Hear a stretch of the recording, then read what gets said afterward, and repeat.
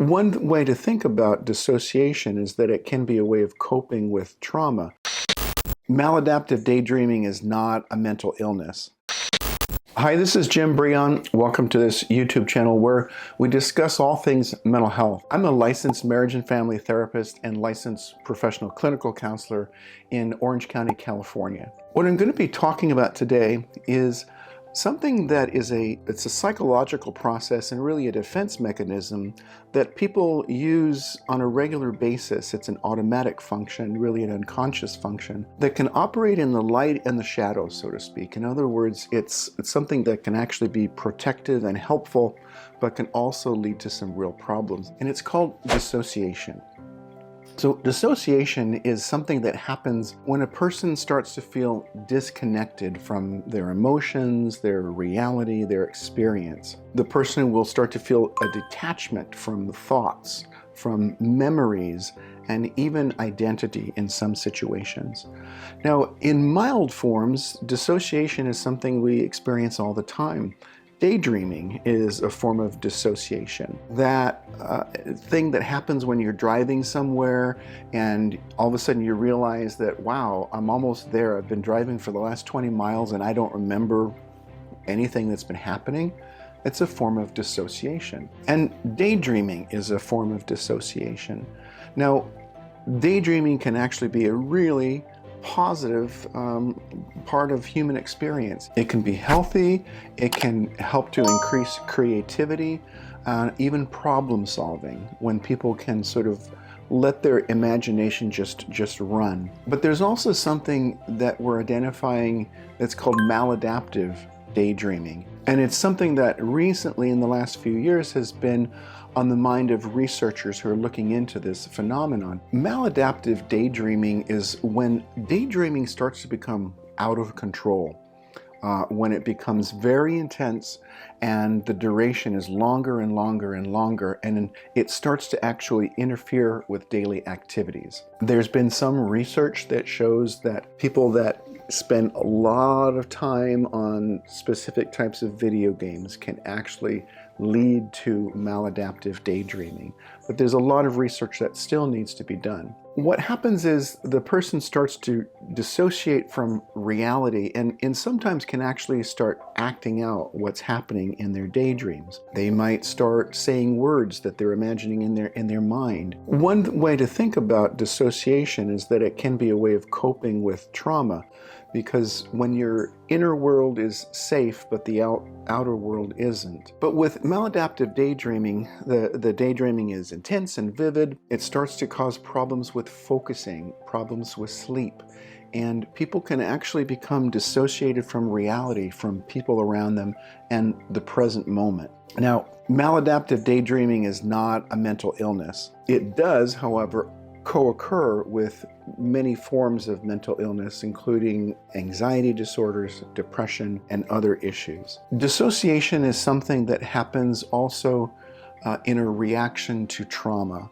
specifically childhood trauma and complex PTSD. It affects the mind and the body. And childhood emotional neglect is a very strong predictor of dissociation in adulthood. Dissociation is basically a numbing of emotions, consciousness, and behavioral response. So I've talked about some of the helpful and positive ways that dissociation can occur, but it can also turn into what we think of as dissociative disorders. Things like derealization, where a person feels like their life isn't actually real, like they're imagining their own life. Or depersonalization, where a person starts to feel that their life circumstances are actually not happening to them personally. That's a really severe form of detachment from reality, or dissociation from reality. There are other disorders called dissociative amnesia, where people lose track of memories. They don't remember things that had happened to them. And then dissociative identity disorder, or DID. Dissociative identity disorder is something people used to think of as multiple personality disorder. And this is a dissociative disorder that takes long-term therapy to help integrate various parts of the mind and the body and creating co-consciousness between those parts. Talking about dissociation, there's also something that we think of as identity diffusion. This is where a person doesn't really have a very stable sense of themselves, and sometimes the person might actually not really know who they are, like what they believe in, what their values are, or really like what their identity is. Because they have this unstable sense of self, they can be almost like a chameleon that changes based on the situation and the people that they're around.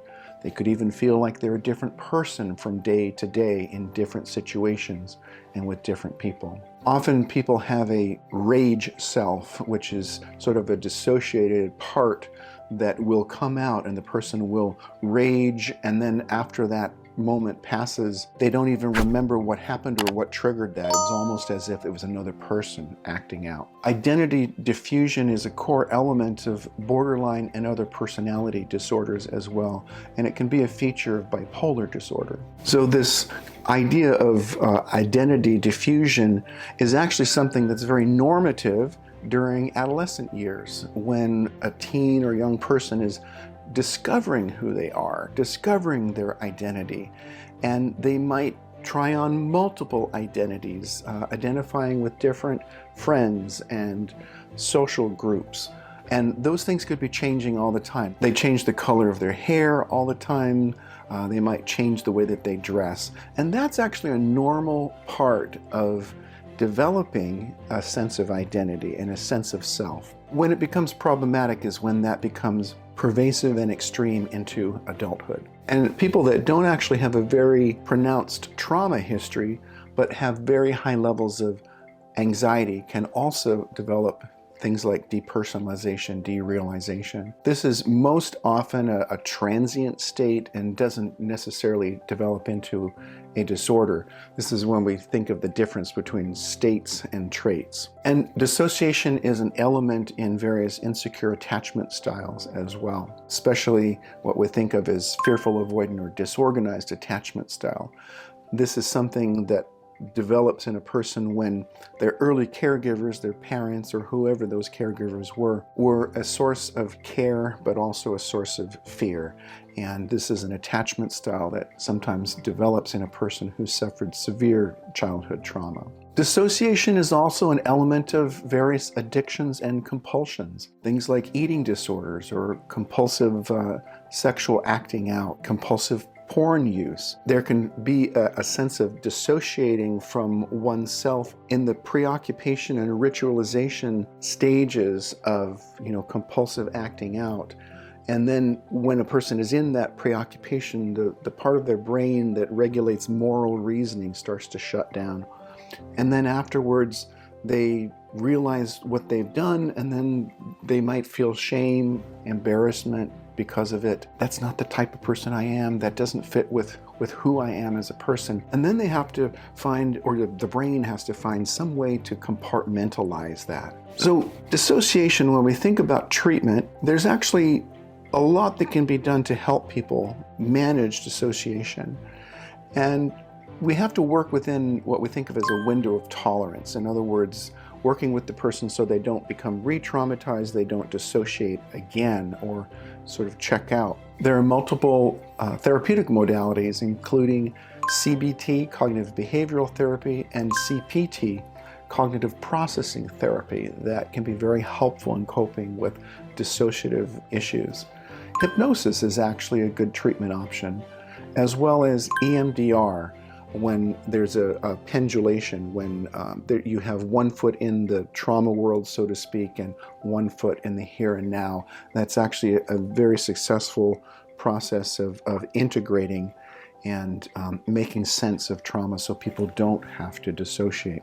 An important part of recovery involves recognizing the chains of events, the things that have happened, triggers, and how those have led to different events and then flashbacks. Expressive arts has actually been found to be helpful in in helping people recover from dissociative experiences. And internal family system or parts work can be really helpful when you start to look at different aspects of the personality, the identity of the person. There can be a persecutor part, an inner child, and a protector, different protector parts. And conscious breath work, relaxation techniques like progressive muscle relaxation can also be helpful in grounding people out of dissociative experiences. You know, this is a subject that we know a lot about, but there's a lot that we don't know. We continue to learn all the time. I know I do. It's a common psychological function that can actually build resilience over time and can be protective. It can protect people from some of the intense effects of trauma.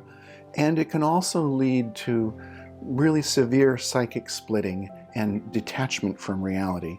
So as we learn more and more about dissociation, hopefully we can learn ways to help people prevent it and recover from it. I hope the videos are helpful to you. If so, I encourage you to like and subscribe, sign up for notifications, and leave comments and start a conversation with people. Until the next time, take care of yourself and take care of each other. Bye-bye.